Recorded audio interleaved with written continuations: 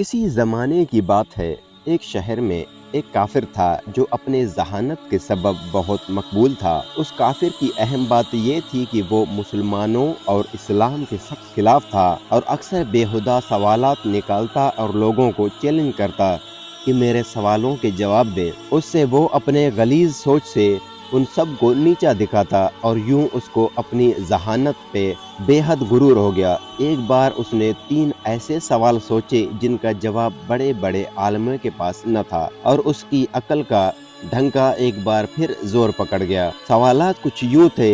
اس کا پہلا سوال یہ تھا کہ جب کسی نے اللہ کو دیکھا ہی نہیں تو تم اپنے کلمے میں اپنے اللہ کی وحدانیت کی گواہی کیسے دیتے ہو کہ اللہ کے سوا کوئی معبود نہیں؟ اور دوسرا سوال یہ تھا کہ جب ہر چیز پر اللہ قادر ہے اور جو کچھ بھی ہوتا ہے وہ اللہ کی مرضی سے ہوتا ہے تو پھر کسی بری بات کے لیے انسان کو قصوروار کیوں کہلائے گا؟ تیسرا سوال یہ تھا کہ جب شیطان آگ سے بنا ہے اور اللہ کہتا ہے اسے قیامت کے دن جہنم کی آگ میں جلایا جائے گا تو اس سے اس کا کیا بگڑے گا؟ بھلا آگ کا آگ پر کیا اثر ہوگا؟ یوں اس نے اپنے سوالات پیش کیے، لیکن کوئی بھی اس کے سوالوں کا جواب نہ دے سکا۔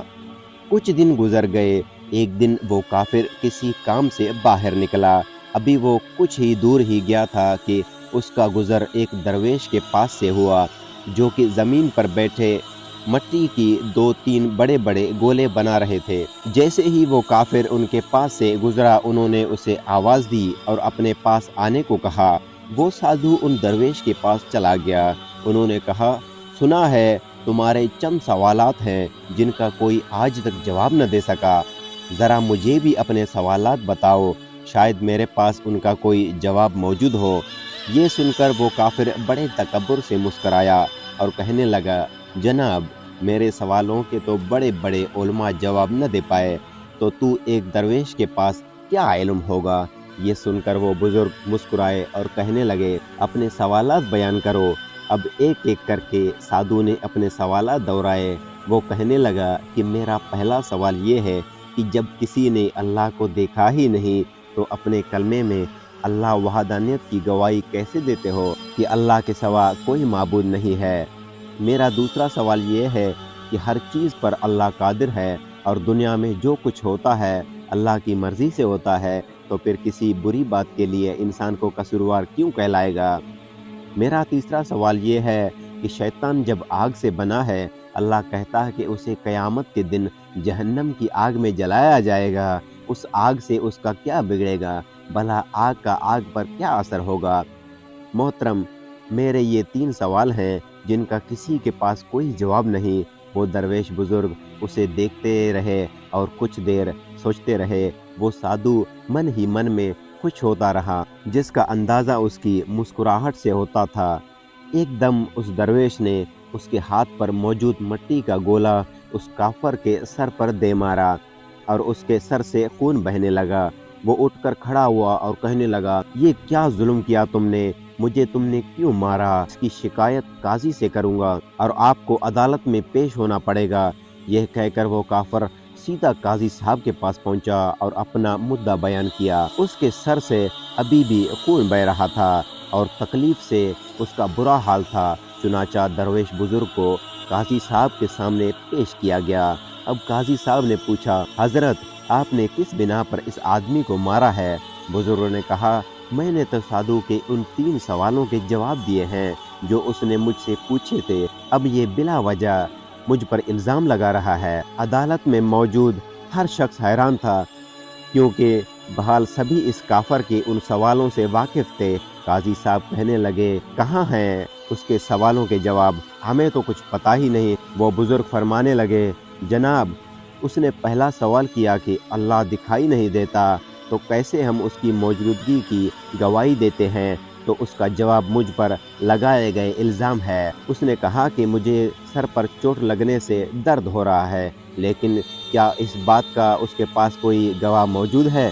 وہ کافر بولا، اس بات کا گواہ کیسے ہو؟